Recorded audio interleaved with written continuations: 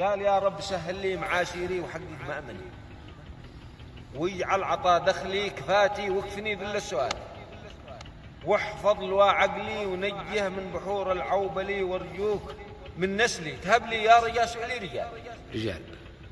هذا هي الاستحقاقية موجهة، بس أحفظ منها أبيات يعني تمام. قلنا فيها قلنا ذا فصل والتالي تفاصيله بدت في جدولي بري سبب جهلي أكل باقي شعيري للشوال. ذا فصل أظهر لي سواد السل في مستقبلي. السل تعريفه مرض معدي ويبدأ بالسعادة.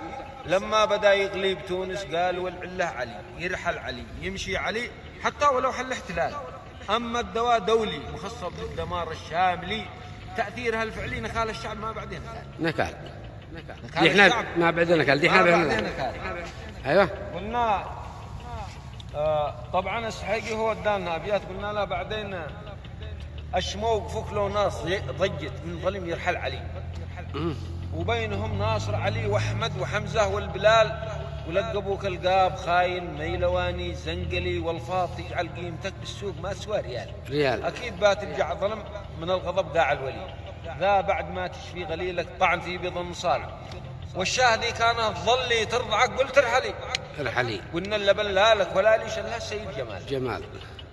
قال خيل بسطبلي رباطه لا تحاول تعتلي، ظهره وقد ميلت ملي صعب ترويضهم حال، وبندقك ذي بالأمارة معلقة من سوتلي، شكله قد يبشلي مع صالح نسيتها بالجحال. لو نتجه قبلي بنية صادقة نتوسلي، رجلك على رجلي نصلي كل ما أذن بلال، بشرط ما نتلي من القرآن ذي جاء منزلي تطبيقها الفعلي هو البلسم ندى العضال. وتسلموا يا رب.